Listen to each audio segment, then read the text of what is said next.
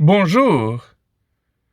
Alors oui, je suis sur la banquette arrière de ma voiture, mais c'est pas du tout ça la question du jour. Et non, je n'ai jamais aimé copuler dans ma voiture, et ça, c'est pas vos affaires de toute manière. Oui, on pourra en reparler une autre fois, mais pas aujourd'hui.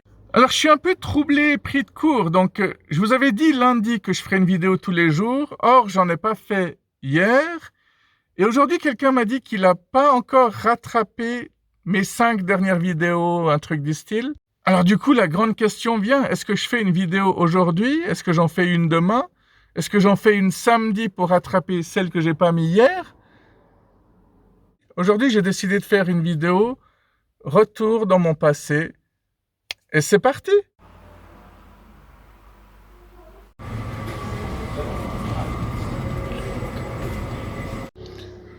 C'est très troublant de voir Journée des enfants avec le mot battoir. Hein.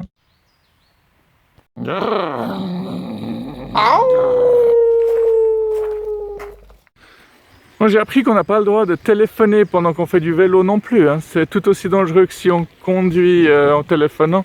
Du coup, les flics qui m'ont arrêté pour m'apprendre ça, ils ont eu un malin plaisir. T'as l'impression que les flics, dès qu'ils ont un truc, dès qu'ils peuvent engueuler quelqu'un, ils le font. C'est un peu comme les patrons ou certains parents. Un peu pour montrer qui est le boss. Mais du coup, j'en déduis qu'on n'a pas le droit de se filmer en faisant du vélo non plus. J'aimerais quand même voir la tête du gars qui m'arrêtera parce que je serai en train de me filmer sur mon vélo. Ou même en voiture.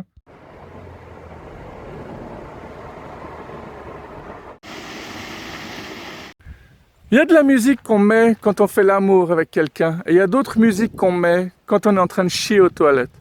Ça veut pas dire que c'est de la mauvaise musique, hein. C'est juste pour recouvrir les sons, surtout quand on a des invités.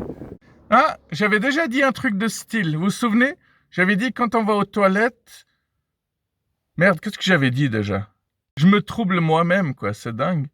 Bon, je disais, il y a des gens à qui on pense quand on se masturbe et d'autres personnes à qui on pense quand on fait caca. C'est parce que t'es en train de t'imaginer que tu leur chies dessus, quoi. Ah, je vous avais déjà montré cette scène. Regardez bien le t-shirt.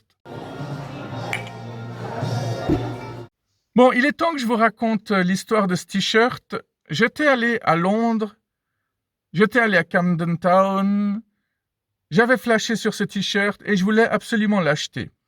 Du coup, je l'ai acheté, ou en tout cas je pensais l'avoir acheté, parce que quand je suis revenu en Suisse, que j'ai déballé mes valises et tout, j'ai pas retrouvé ce t-shirt. Je sais pas ce qui s'est passé à ce moment-là, il avait soit disparu, soit je ne l'avais pas acheté. Du coup, je me suis dit, la prochaine fois que je retourne à Londres, je retourne à Camden, paf, j'achète ce t-shirt. Quelques mois ont passé, je suis retourné à Londres, je suis retourné à Camden, j'ai retrouvé le t-shirt au même marché. Et là, tout à coup, il s'est passé quelque chose, je me suis dit, mais si j'achète ce t-shirt de l'agence Touriste, après j'aurais envie d'acheter le t-shirt de Starsky et Hutch, et puis ensuite j'aurais envie d'acheter celui de Colombo, celui de Drôle de Dame. Bref, ce sera interminable. Du coup, je me suis résigné et j'ai décidé de ne pas acheter le t-shirt. Par contre, quand je suis retourné en Suisse, j'ai trouvé le t-shirt que j'avais effectivement acheté la première fois. Je ne sais pas du tout ce qui s'est passé. Je ne sais pas si c'est un petit tour de magie et de passe-passe fait par des anges et des démons. On ne sait jamais. Vous avez entendu parler de ces fées, là, hein, ces fées qui viennent vous cacher des objets, puis que vous êtes persuadé d'avoir mis quelque chose quelque part, et puis quelques temps plus tard, elles réapparaissent parce que ces petites fées, elles disent « Ah ah, on voulait juste plaisanter, quoi. » C'est un peu comme des gamins, en fait. C'est pas forcément des esprits méchants, et je devrais vraiment pas vous parler de ça parce que je vais passer pour un fou. En soi, j'ai pas un problème avec ça, mais...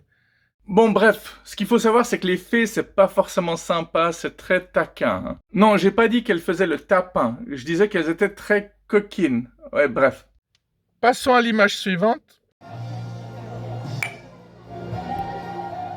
Que je vous avais déjà montré une fois.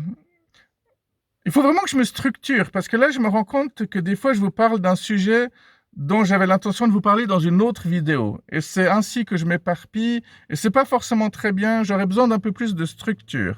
Mais j'apprends chaque jour, j'apprends énormément à chaque vidéo que je fais. Tiens, une série de vidéos dans ma voiture, justement.